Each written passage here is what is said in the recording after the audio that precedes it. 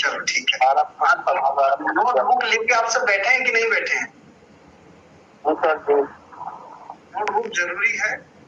जैसा मैंने कल टॉपिक बताया था, तो उसमें से हमारे 2 डॉक्टरों की रिक्वेस्ट आई है कि एक टॉपिक ऐड करने के लिए, वो है नाड़ी परीक्षण का टॉपिक ऐड करना है, वो हम ऐड कर देंगे। और किसी के अगर दिमाग में कोई टॉपिक आया हो जो ऐड करना चाहे, वो हम ऐड करेंगे, पर नाड़ी परीक्षण का हम करेंगे, ठीक है। और आज लास्ट में हम एक चीज के बारे में बात करेंगे जो अभी बहुत तेजी से फैल रही है बीमारी, मतलब अभी सीजन चल रहा है कह सकते हैं डॉक्टरों की लैंग्वेज में, बुखार का, डेंगू, मलेरिया, टाइफाइड, है ना, सेल डाउन हो रहा है। तो इसका आज हम ट्रीटमेंट बता के जाएंगे, ताकि मतलब आप शुरुआत कर रहे हो तो अगर कोई आपके आसपास में दिखे तो उसका इलाज किया जा सके। तो सबसे पहले स्टार्ट करने जा रहे हैं आधुनिक जीवन शैली से पैदा होने वाले रोग। अगर आप सबके पास नोटबुक हो तो उसमें ये नोट कर लें, आधुनिक जीवन शैली से पैदा होने वाले रोग। तो सबसे पहले हम सवेरे उठते ही क्या करते हैं? पहले कोई बता सकता है क्या करते हैं, तो फिर मैं उसके बाद बताऊंगा कि क्या करना चाहिए। कोई एक अनम्यूट करके बताएं। सबसे पहले मुंह ही धोते हैं।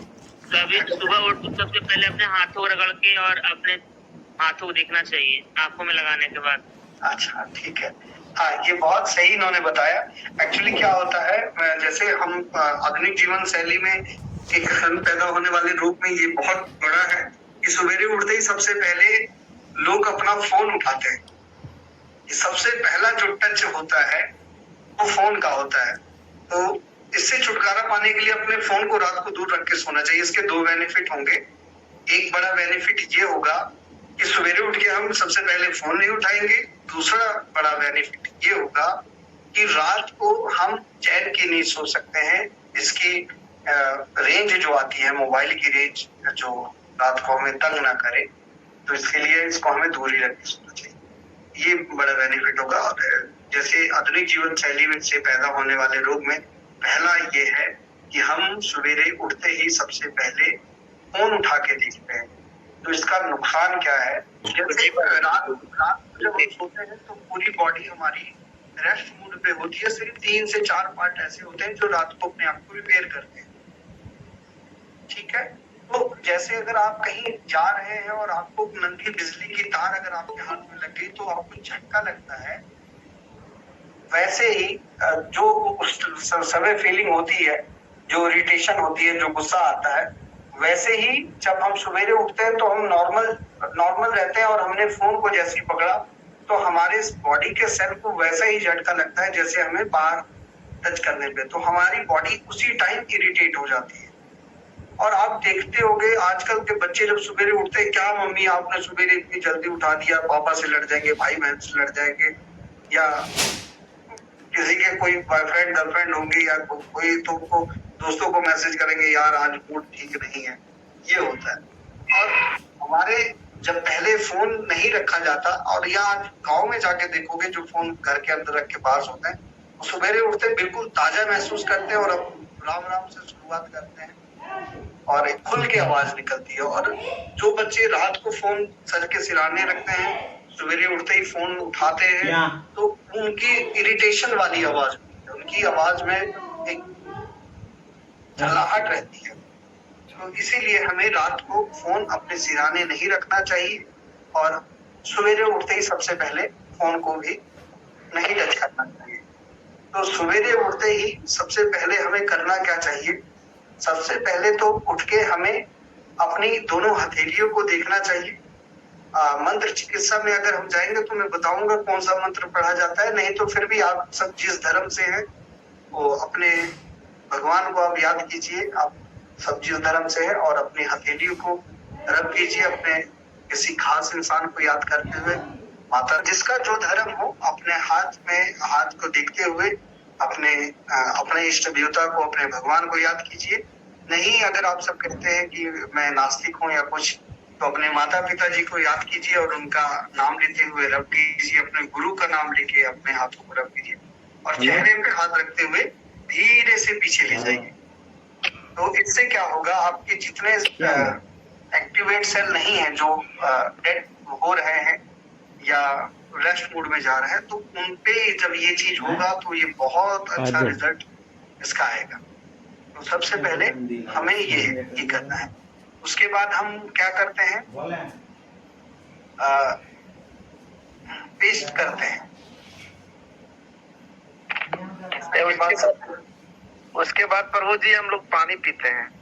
हाँ, पानी पीते हैं। चलो, पानी पीते हैं, ये आधुनिक जीवन शैली में नहीं आता, इसलिए नहीं बताया।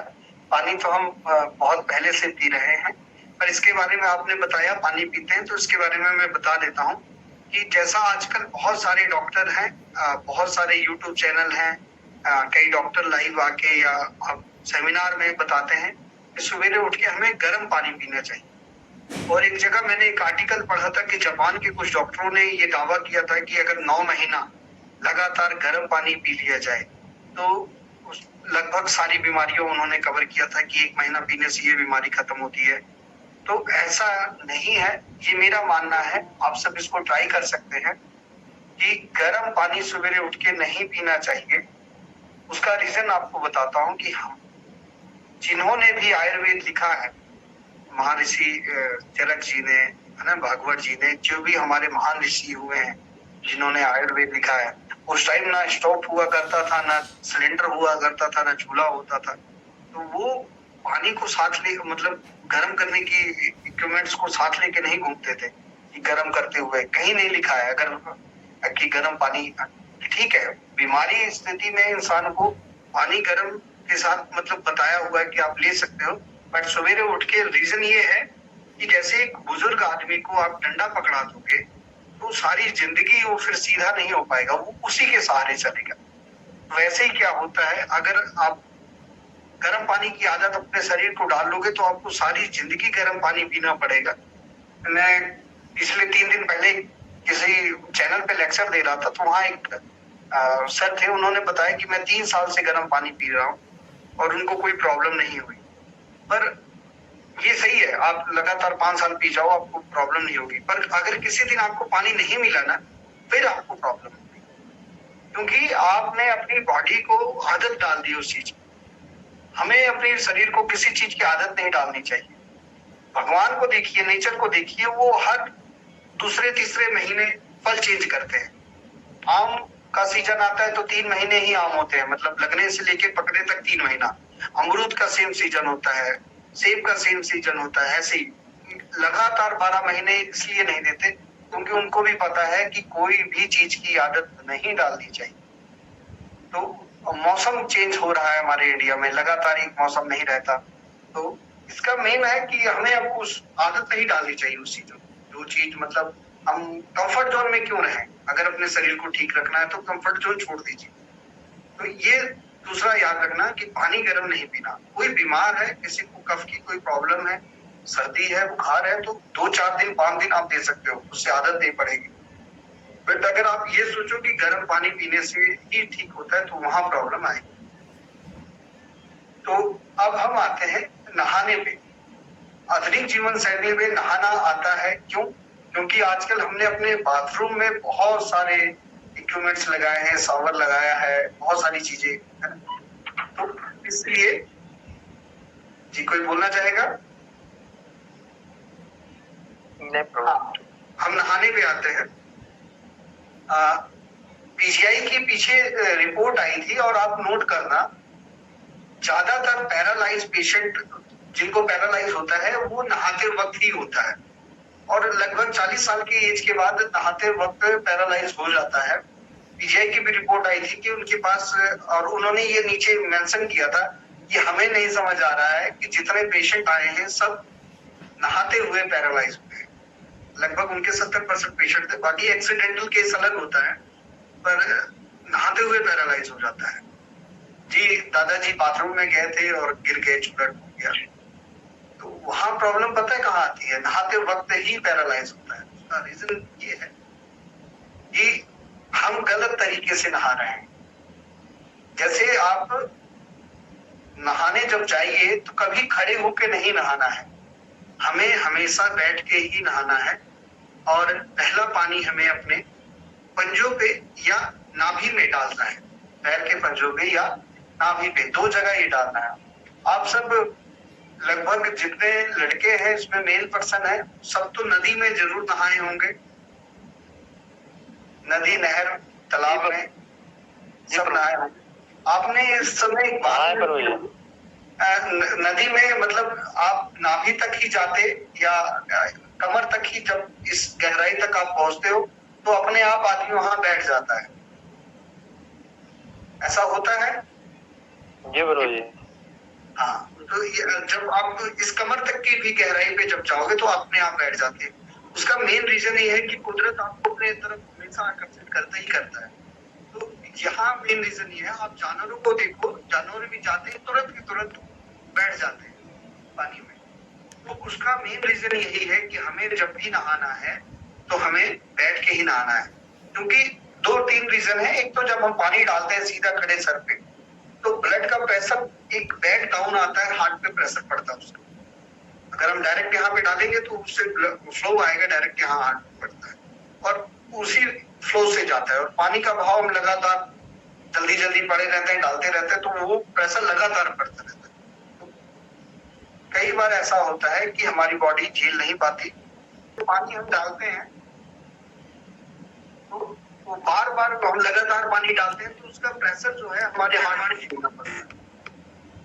नहाने की हम बात कर रहे थे, जैसे हम जब नहाते हैं तो क्या होता है, पानी सर पे डालते हैं तो उसका सारा प्रेशर हमारे हार्ट पे पड़ता है और लगातार अब हम 3-4 बार 5 बार पानी डालते रहते हैं सर पे, तो उसका सारा प्रेशर हमको देखना पड़ता है, जिसके कारण ये पैरालाइज होने के चांसेस ज्यादा रहते हैं। और बार बार प्रेशर जो होता है हमारे हार्ट को झेलना पड़ता है, जिसके कारण हमको पैरालाइज हो जाता है।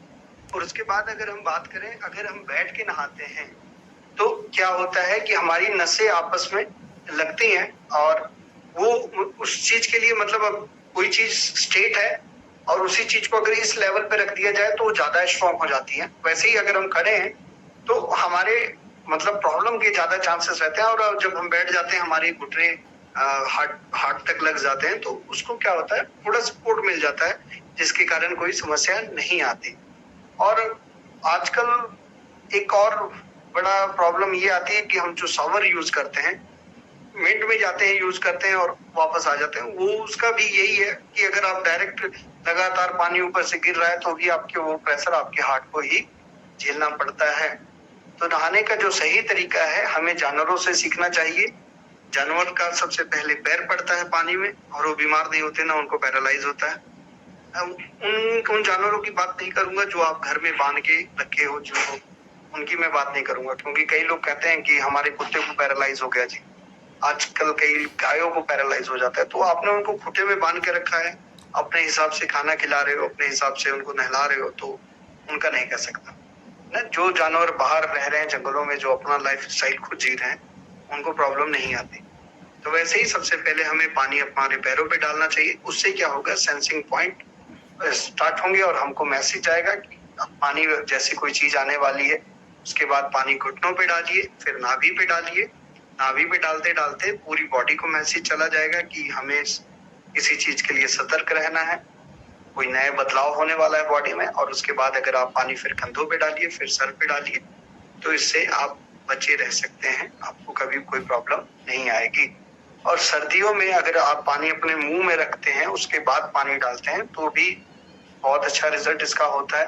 वात रोगी जो होते हैं, अगर वो नहाने से पहले, वात रोगी मतलब जिनको शरीर में दर्द रहता है, वो अगर पानी मुंह में डाल के ऐसे नहाते हैं तो उनको कोई प्रॉब्लम नहीं आती। तो नहाना आधुनिक जीवन शैली में ही आता है। और नहाते हुए हम जो साबुन यूज करते हैं उसका बहुत बड़ा नुकसान होता है। आप सब ये सोचिए, जहां नहाते हैं पानी भी वहीं का पीते हैं, क्योंकि आप जहां नहाओगे आपका नहाया हुआ जो पानी है वो वहीं आसपास के गटर वगैरह में जाएगा, तो वो वहीं धरती में जाएगा और वहीं आपका सबमर्सिबल लगा होगा, मोटर नल का जो भी होगा, तो फिर से आपको वही चीज मिलेगा। फिर हम टेस्ट कराते घूमते कि हमारे पानी का पीएच बैलेंस कम है, ज्यादा है। तो इसका रीजन यही है कि आप सब जो साबुन यूज कर रहे हो उसके कारण ये प्रॉब्लम है आ रही हैं वो हरे कृष्णा किसी प्रभु का जी, कोई जी एक प्रश्न था प्रभु जी।